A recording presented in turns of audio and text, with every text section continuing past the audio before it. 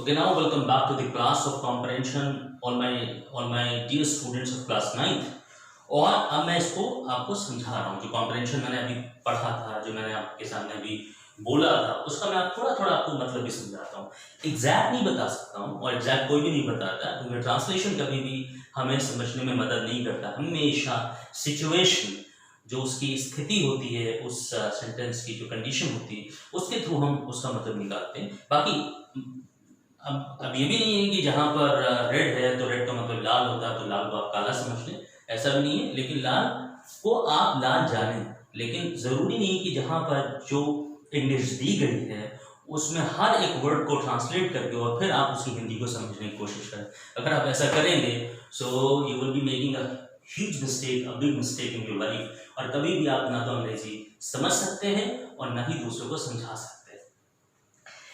इसमें बता रहे कि there is a lovely story of a tree and a boy. A boy का मतलब ये बच्चा था, जब बच्चा मतलब अ लिटिल बॉय।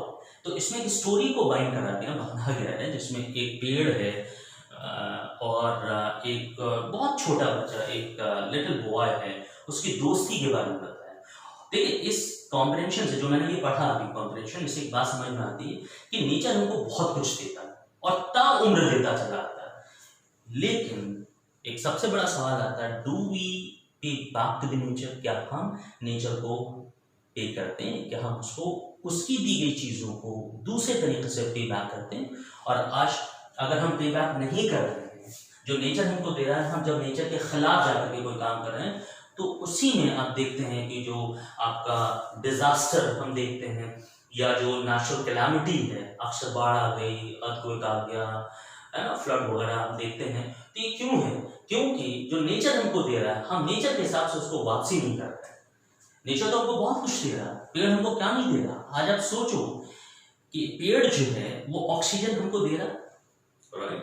पेड़ ही तो है जो ऑक्सीजन दे रहा है। कार्बन डाइऑक्साइड जो है माहौल से, इस एटमॉस्फेयर से बाहर फेंक रहा है, और हम क्या कर रहे हैं? हम जला देते हैं।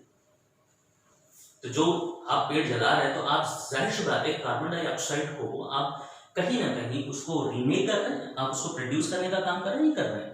तो नेचर तो हमको बहुत कुछ दे रहा है, और यही इस कॉम्प्रहेंशन का मतलब है कि nature has given us a lot. Nature ने तो हमको बहुत कुछ दिया है, हमने नेचर को क्या दिया है? दैट इज द पॉइंट जो इसमें आपको समझाने की कोशिश की गई है। एक बच्चे और एक पेड़ के बीच की दोस्ती के बारे में इसमें बताया गया है। कहते हैं कि वो काफी दोस्त थे, बहुत अच्छे दोस्त थे, या दोस्त बन गए थे।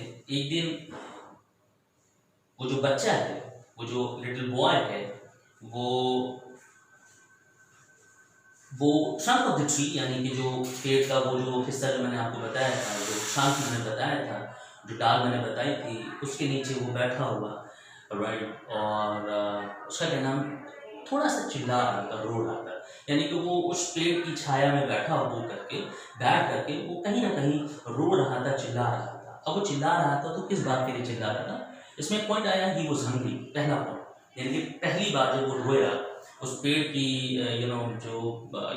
छालदार जो एरिया था उसके नीचे बैठ करके, ट्रंक के नीचे बैठ करके वो रो रहा था। और रोने पर उसने जो सवाल, क्योंकि सवाल पेड़ ने पूछा, तो उसने जो जवाब दिया, वो जवाब ये था कि ही वाज हंग्री, वो भूखा था।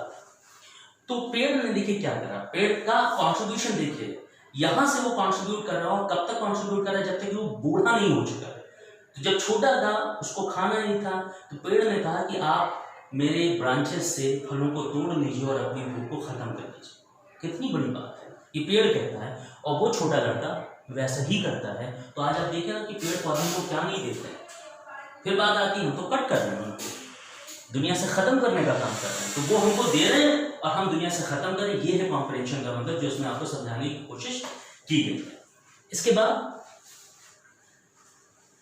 The boy at the fruit and was happy. वो फलों को खा लेता और खुश हो जाता है। उसके बाद वो लड़का बढ़ता है। The boy grew up. Grew up का मतलब लड़का बढ़ता है। ये ग्रो से आया है ग्रू। ग्रू का मतलब पास्ट की ये वर्ड है। वन डे, एक दिन, he sat under the tree with an anxious look on his face। और फिर वो एक दिन जब वो बढ़ जाता है, बड़ा हो जाता है, तो फिर वो उसी पेड़ के नीचे बैठ करके एक अजीब सा, एक बड़ा चिंता वाला जो एंशियस लुक होता है, जो चेहरे पर एक अजीब सी उदासी होती है, ऐसा वो लुक लेकर के कहीं ना कहीं बैठा होता है। तो पेड़ फिर उससे पूछता है कि व्हाट इज द मैटर, मामला क्या है। तो वो लड़का बोलता है, क्योंकि अब वो बड़ा हो चुका था, ही वाज ग्रोन अप, तो वो बोलता है that I am going to marry, मैं शादी करना चाहता हूँ, मुझे शादी करना है, and I want a house to live in, और मुझे मेरा घर भी चाहिए जिससे कि हम रह सके। भाई अभी तो जब नौजवान था, शादी नहीं थी, तो पेड़ के नीचे भी सो जाता था, राइट, कहीं और भी जा करके वो खाने पीने का काम कर लिया करता था। लेकिन अब जबकि वो शादी करने वाला, तो उसको घर चाहिए। तो अब देखिए उस घर को बनाने में उस पेड़ का क्या कॉन्ट्रीब्यूशन था। वही कहता है that I am going to marry and I want a house to live in, मैं शादी करने जा रहा हूँ, मुझे घर चाहिए रहने के लिए। वो नौजवान लड़का बोलता है, जो अब बड़ा हो गया था। तो पेड़ क्या कहता है, पेड़ कहता है कि ठीक है, कट डाउन माय ब्रांचेस, आप मेरे ब्रांचेस को काट दीजिए, खत्म कर दिए ब्रांचेस को, एंड मेक योर हाउस, और अपना घर बना लीजिए। कहते हैं cut down my branches and build your house, और अपना घर बना लीजिए। The young man built a house with the branches of the tree, और वो जो जवान आदमी है वो यही करता है कि वो काटता है शाखाओं को और जाकर के घर बना लेता है। The young man became the seller, जब शादी अभी हो जाती है, उसका घर हो जाता है, तो वो अपने बिजनेस की ओर आगे बढ़ता है। जब वो आगे बढ़ता है तो वो एक सेलर बन जाता है, नाव चलाने वाला एक सेलर बन जाता है।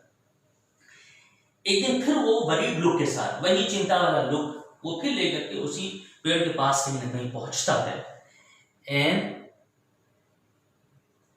वो फिर पेड़ उससे वही सवाल करता है कि भाई क्या मामला है।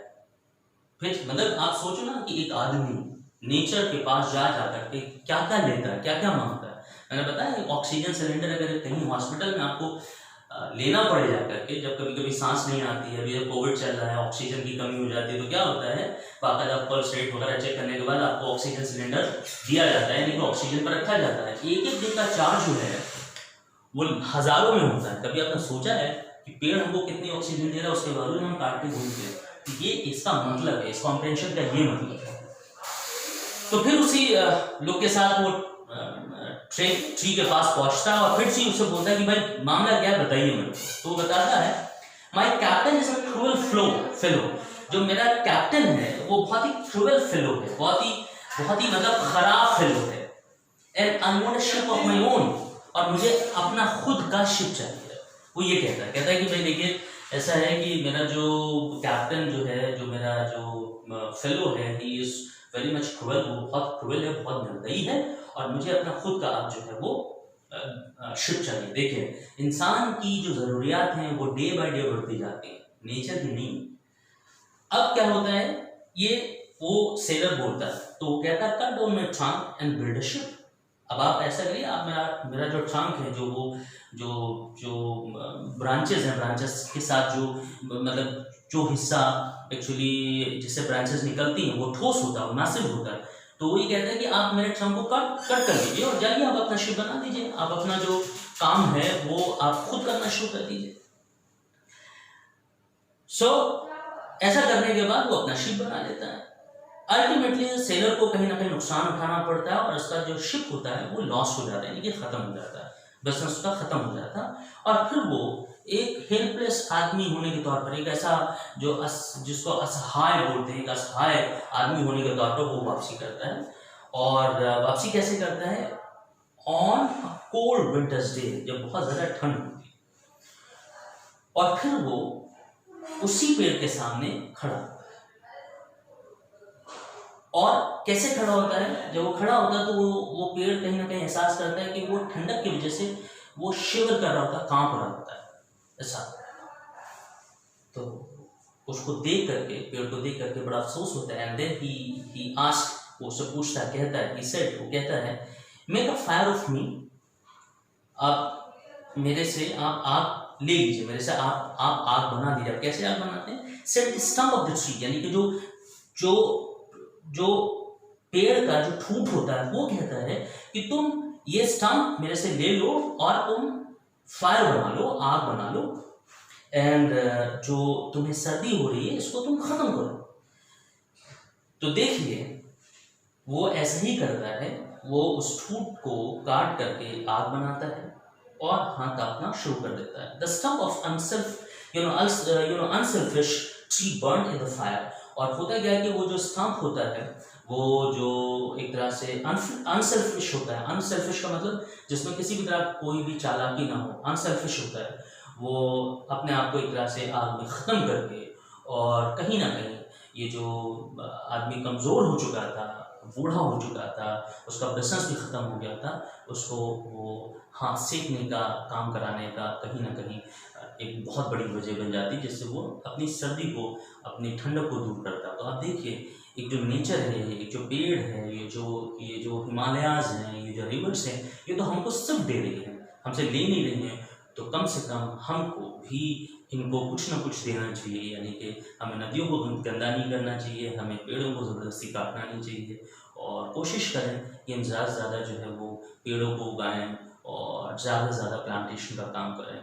तो ये एक चैप्टर था जो मैंने आपको कॉम्प्रिहेंशन के तौर पर आपको समझाया है। एंड इस पे दिए गए कुछ क्वेश्चंस हैं, जो क्वेश्चंस आपको नीचे मिल जाएंगे कि what was the boy doing and leaning against the trunk of the tree, what did the tree से टू द लिटिल बॉय, क्या कहता है, why did the boy sit under the tree one day with an anxious look on his face, and how were the tree and the little boy related to each other।